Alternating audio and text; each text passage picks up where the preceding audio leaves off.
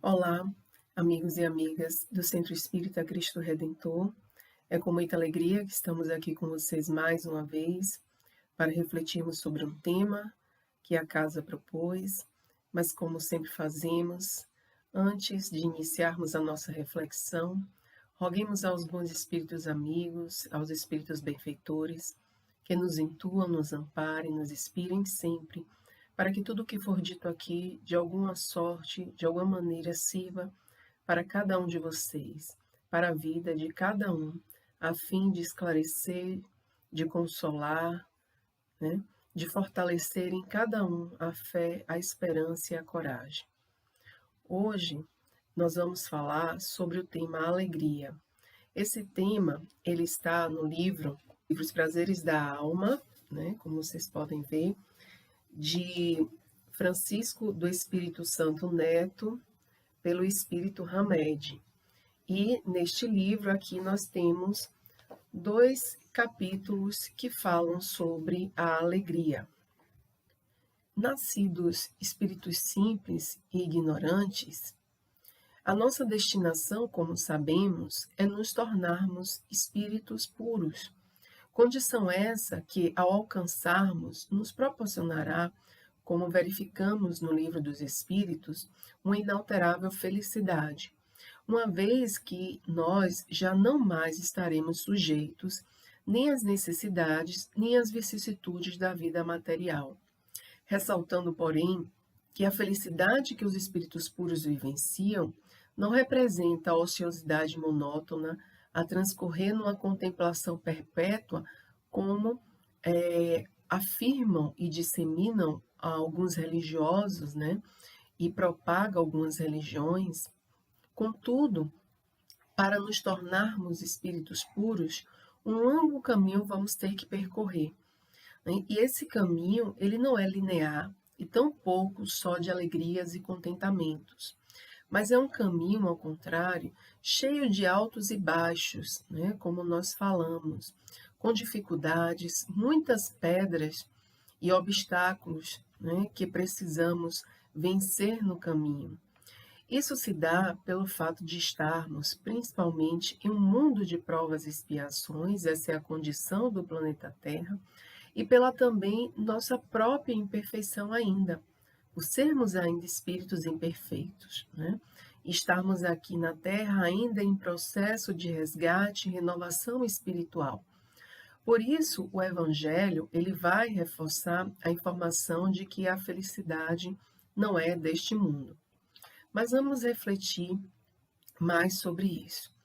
Se perguntarmos a algumas pessoas, por exemplo, o que traz felicidade para elas, o que as deixam alegres, felizes, muito provavelmente vamos ter respostas diversas, né?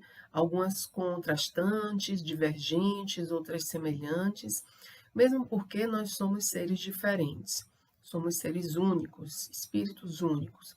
Mas as respostas estarão ligadas, claro, à subjetividade de cada um, à experiência de vida, ao modo como cada indivíduo ele vai ver o mundo, ele vai agir no mundo, ele vai sentir as coisas que lhe acontecem no mundo. Então, segundo nos afirma a benfeitora Joana de Ângeles, pela psicografia de Divaldo Franco, no livro O Ser Consciente, é o livro 5 da série psicológica da benfeitora, ela assevera que, cito, o sentido, o significado da vida centra-se na busca e no encontro da felicidade. Constitui o mais frequente desafio existencial responsável pelas contínuas realizações humanas. Fecha aspas. E diante disso, a benfeitora nos informa que a felicidade é difícil de ser alcançada, sendo na maioria das vezes complexa, diferindo também de conteúdo entre as pessoas em si mesmas e os grupos sociais, porque cada um vai entender felicidade pelo seu ponto de vista, pelos seus desejos e experiências, como dissemos, ou pelo entendimento do meio em que aquela pessoa vive, né? E nessa busca do ser pela felicidade, ele pode, confundi-la com prazeres efêmeros, né, que ao invés de trazer benefícios para si, sejam esses benefícios psicológicos, emocionais, físicos, ao contrário, pode aturdi-lo ainda mais e provocar frustração e tormentas internas, quando há essa confusão do que vem a ser felicidade, né, confundindo com os prazeres efêmeros da vida, os prazeres passageiros, que às vezes são muitas vezes viciosos. E aí Joana de Ângeles comenta ainda que o sonho humano da felicidade é o que normalmente a gente percebe nas pessoas, é róseo, assinalado pelo conforto, o ócio e o poder, né, graças aos quais se desfrutaria de bem-estar e gozo inadvertidamente considerados do seu lobo. Ou seja, a ideia de felicidade que geralmente as pessoas têm é de uma vida com muito dinheiro, fama, status social, poder, né? Uma vida de regalias, sem trabalhos e sem sacrifícios de qualquer ordem, para que se possa, uma vida com facilidades, com dinheiro, para que se possa também ostentar para as outras pessoas, né? Porque não basta só ter, muitas vezes a pessoa quer mostrar que tem, né? Se sente empoderada pelo ter e não pelo ser. Então, o que é, na verdade, um equívoco, né? Porque aqueles que desfrutam de uma vida, vamos dizer assim, confortável financeiramente, que tem poder, status, ainda assim podem passar por dores e dificuldades, sentir-se infelizes, porque estamos neste mundo e não há uma só pessoa que não possa vir a passar por algum tipo de dor, né, por algum tipo de dificuldade, seja física, material ou moral. Todos nós, de alguma maneira, pela nossa condição de imperfeição, como eu disse, pela condição do planeta, ainda iremos passar, passamos já e provavelmente iremos passar por momentos, às vezes, de dificuldade. Então, dessa forma, o dinheiro, por exemplo, pode promover uma farta alimentação, mas não pode provocar o apetite. Pode permitir a pessoa se ter um conforto, né? A pessoa ter um conforto, mas não pode trazer a paz de quem habita um lugar agradável para sua alma, né? Pode permitir também alguém a estar rodeado de pessoas, mas não pode obrigar essas mesmas pessoas a lhe darem amor, a dar amor para a gente, né? Porque o amor, ele acontece, é uma conquista, não, a gente não obriga ninguém a nos amar, né? A morte também de um ente querido entristece e nenhum poder ou dinheiro no mundo pode trazer de volta a pessoa, né, que já se foi, que morreu, que desencarnou. Com isso, quando vai falar sobre a alegria, o espírito Hamed, através da psicografia, como já falamos, de Francisco do Espírito Santo Neto, no livro Os Prazeres da Alma, também nos alerta sobre a visão distorcida do que vem a ser a felicidade, a alegria, né? Ele fala da alegria, pois muitos a confundem com festas e divertimentos que provocam as sensações intensas, né, e até irresponsáveis muitas vezes, risos exagerados, satisfações puramente emocionais. Mas isso também não quer dizer, como o próprio autor espiritual traz, que tenhamos que andar tristes, desanimados, deprimidos, para baixo, sisudos, né? Fechados, não. Não é isso. Não há nada de errado, afirma o autor, em ser jovial, e a gente sabe, né? Bem-humorado, festivo e risonho. É importante até que a gente seja para a nossa saúde mental e espiritual, porque também estamos no mundo, né, encarnados, e sentir as emoções terrenas, usufruir das coisas materiais, faz parte de nosso processo de crescimento espiritual. Se Deus dispôs isso tudo para a gente, tudo que temos em termos de matéria, né, em termos de coisas que nos proporcionam bem-estar, nós devemos usufruir sim, podemos usufruir sem nenhum problema. A questão é o excesso, o abuso, né, que geralmente nós fazemos, então isso é que é ruim para a gente. E também é da valorização que damos às coisas materiais, né, ao ter. Então, a questão não é usufruir das coisas materiais, a questão é como usufruímos, né? E o valor, a importância que estamos dando mais às coisas materiais do que aos bens da alma, né? Aos bens do espírito. E assim temos no Evangelho segundo o Espiritismo, no capítulo 17, a seguinte citação: a virtude não consiste em tomar um aspecto severo e lúgubre, né? Em repelir os prazeres que as vossas condições humanas permitem. O que a gente pode fazer, né? Basta informar todos os atos da vida ao Criador que deu essa vida, né? O que quer que nós fizermos, que a gente possa remontar essa fonte de todas as coisas que é Deus, né? O Criador. Então, que a gente não faça nada sem que a lembrança de Deus venha purificar e santificar os nossos atos, os nossos pensamentos, os nossos sentimentos.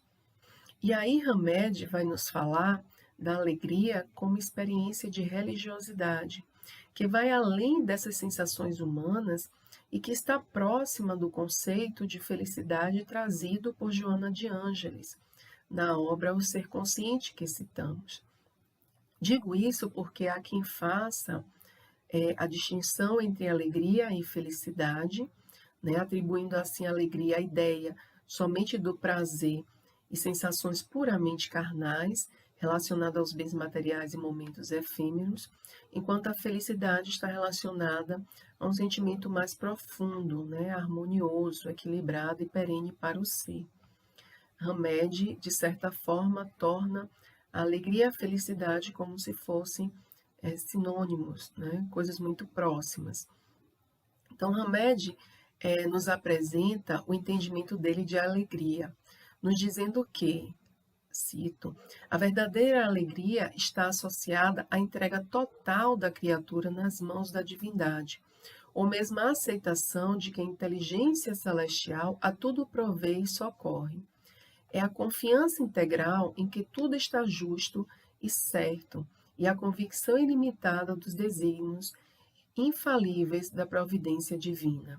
Ele continua: a entrega a Deus é a base de toda a felicidade. Dessa maneira, vimos que a confiança em Deus e nos seus desígnios, na sua providência, o fortalecimento da fé em nós, a certeza de que Deus sempre quer o melhor para nós, apesar das provas e expiações que muitas vezes precisamos, né, passar, além da nossa transformação moral, é o que pode nos garantir um estado de alegria, de felicidade na nossa jornada evolutiva. Mas essa compreensão real do que vem a ser a alegria apresentada por Hamed, a felicidade da alma, vamos dizer assim, vai depender do nível de consciência e do amadurecimento psicológico de cada indivíduo. É por isso que Joana de Ângeles afirma que a felicidade tem a ver com o que o indivíduo é e com o que ele pensa ser, né? A diferença entre o que supõe ser e a sua realidade dimensiona o seu quadro de desejos, de prazeres e gozos que interpreta como a busca planificadora da felicidade. Assim, né, a felicidade é um trabalho interior, como assevera Hamed. Com isso, é preciso edificar o reino de Deus em nós para que possamos vivenciar a alegria real, né? A plenitude da alma, que não é determinada por coisas materiais ou fatores externos, mas é uma construção interior do ser. Então, à medida que nós evoluímos, nós vamos compreendendo mais esse sentido real de alegria trazido por Hamed e de felicidade, né? E que essa felicidade plena do ser, essa alegria da alma, não está vinculada a fatores externos e nem às coisas, mas ao que eu sou, o que eu construo dentro de mim. Essa compreensão ela vai se dar, como nos trouxe Joana, a partir desse amadurecimento psicológico do ser. E nesse processo de autoiluminação que o espírito deve empreender, há todo um arsenal de equipamentos psicológicos que o auxiliam. Lembrando que todos nós temos em germe todas as potencialidades divinas, né, que apenas necessitam ser despertadas e desenvolvidas, o que vai acontecer ao longo das nossas vidas sucessivas, das nossas reencarnações. A cada reencarnação, eu vou progredir um pouco mais. E mesmo que eu fique um pouco estagnado, em algum momento esse progresso virá. Joana de Ângeles vai nos falar no livro Em Busca da Verdade, pela psicografia de Divaldo, sobre esses equipamentos psicológicos e nos traz como exemplo de um desses, né, que é a alegria de viver. A autora espiritual considera a alegria de viver como um dos mais valiosos equipamentos psicológicos para o êxito do empreendimento humano, para a conquista do si mesmo, do self. E Hamed vai fortalecer tal ideia quando afirma que a alegria de viver é um atributo natural de toda criatura humana, herança de sua filiação divina. Com esse sentimento de alegria de viver, as experiências em nossas vidas ganham significado e conseguimos dessa forma superar, né, de maneira mais tranquila, experiências negativas que porventura venham a nos acontecer. E ter alegria de viver não significa, de forma alguma, negar a realidade ou fingir sentimentos que não existem em nós, maquiar os sentimentos negativos, mas é reconhecer a nossa realidade espiritual, a nossa essência, a vontade de Deus que opera em nossas vidas de maneira perfeita, que nos sustenta e fortalece em nossa caminhada evolutiva. Porém, para que possamos, de fato, ter a alegria de viver, é preciso que tenhamos condições emocionais específicas e atitudes diferenciadas em nossas vidas, como nos informa Joana de Ângeles. Precisamos, dessa forma, ter procedimentos mentais saudáveis, né? Cultivar pensamentos edificantes, ter aspirações nobres. Devemos refletir, principalmente, antes de tomarmos qualquer atitude em nossas vidas, para não somente reagirmos, né, ao que nos acontece, sendo impulsivos, precipitados. Isso para que a gente possa evitar culpas e arrependimentos depois do ato acontecido. Devemos realizar também, como nos traz a benfeitora, atividades representativas da caridade, da compaixão, e também devemos, e sempre, fazer autoanálise, né? A todo momento devemos nos analisar, analisar as nossas atitudes, os nossos comportamentos, a fim de que a gente identifique as nossas fraquezas, os nossos equívocos e assim a gente possa corrigir. E também, não só para corrigir os erros que nós cometemos, mas também para reforçar os nossos acertos, né? Reforçar as nossas qualidades, ampliar, reforçar as nossas potencialidades. E os ensinamentos do Cristo, o maior psicoterapeuta da humanidade, que nos mostra o caminho da plenitude do amor, pode nos ajudar nessa tarefa de autotransformação. Se, claro, exercitarmos, por exemplo, a lição do amor ao próximo, do não julgamento para não sermos julgados de igual forma, principalmente quando somos muito severos com o outro, a lição do perdão, entre tantos outros ensinamentos de Jesus que nos levam ao encontro e à identificação com o divino, com a vontade do Pai. Assim afirma Hamed. Podemos dizer que o Cristo é o símbolo do si mesmo, o self, ou seja, é aquele arquétipo da totalidade, do ser integral, porque se identificou plenamente com a vontade de Deus. O Mestre reconheceu em si o Imago Dei, né, expressão latina que significa imagem de Deus, visto que integrou sua compreensão do mundo exterior com tudo aquilo que é divino em si mesmo. Por isso os espíritos responderam a Allan Kardec, ser o Cristo nosso modelo e guia, na questão 625 de O Livro dos Espíritos. A pergunta de Allan Kardec foi: qual é o tipo mais perfeito que Deus ofereceu ao homem para lhe servir de guia e de modelo? Os espíritos responderam simplesmente: vede Jesus. E Joana de Ângeles, ainda nos apresentando exemplos de equipamentos psicológicos, nos fala do relacionamento criatura e criador, pensamento e oração, mente e esperança, que nos fazem entrar em sintonia com esferas mais elevadas, proporcionando-nos paz e harmonia com o todo, com o divino, ajudando-nos também a superar as vicissitudes da vida com mais equilíbrio. Então, seguindo o Mestre Jesus e fazendo uso desses equipamentos psicológicos trazidos por Joana de Ângeles, nós vamos conseguir, né, uma vida mais harmônica, mais alegre, mais feliz, apesar das dificuldades e das dores que porventura venhamos a enfrentar. A oração também sincera nos permite entrar em comunhão com Deus e ajuda-nos com a nossa renovação interior. E a qualidade da nossa oração, né, será o reflexo do somatório de nossas atitudes diante da vida. A prece também alimenta a esperança e nos faz crer em dias melhores, em momentos futuros mais felizes. No livro Diretrizes para o Êxito, de Divaldo Franco, e mais uma vez de Joana de Ângeles, no capítulo 25, tem-se, eu cito, a esperança é a mensageira poderosa da vida, auxiliando o caminhante cansado no rumo que parece não ter fim. Todo aquele que a cultiva e nela confia, vence os empecilhos e avança, não se detendo na retaguarda.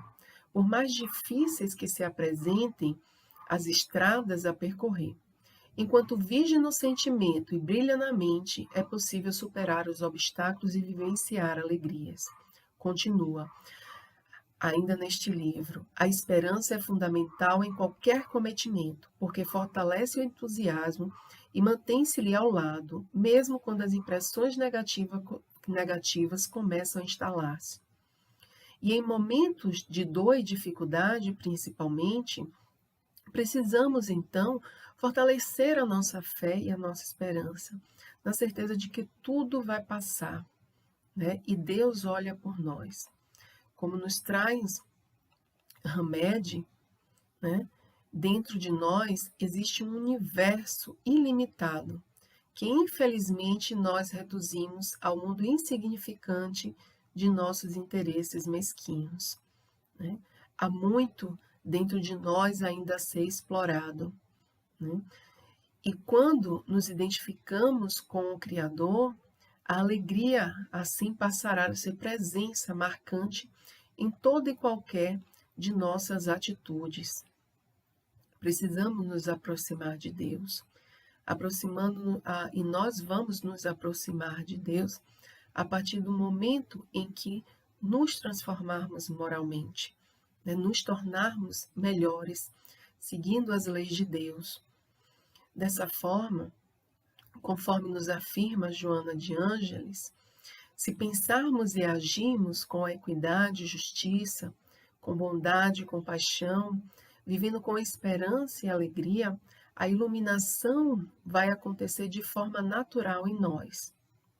E, cito a benfeitora, já finalizando a nossa reflexão, e embora o sofrimento permaneça ainda no mundo e nas criaturas como uma fatalidade do seu processo de evolução, mediante os equipamentos psicológicos que nós vimos da busca da luz, né, torna-se factível diluí-lo na claridade do amor inefável. E assim, meus irmãos, que com essa reflexão nós possamos, mesmo ainda que estejamos passando por dificuldade, manter alegria dentro de nós. Mas não é uma alegria falsa, externa, né, para mostrar ao outro que nós estamos felizes, mas sim uma alegria interna, de satisfação, de paz interior da alma, daquele que cumpre o dever, daquele que segue as leis de Deus. Que possamos assim, né, alimentar e nutrir essa alegria para que possamos enfrentar as dificuldades da vida com mais serenidade, né, com mais equilíbrio, confiantes e certos de que estamos sendo amparados e socorridos por Deus e que tudo o que nos acontece é o melhor para cada um de nós. Que a gente possa fazer a nossa parte, né? Porque Deus o tempo todo está fazendo a parte dele, ou seja, olhando por nós, nos amparando em todos os momentos das nossas vidas. Muita paz a todos.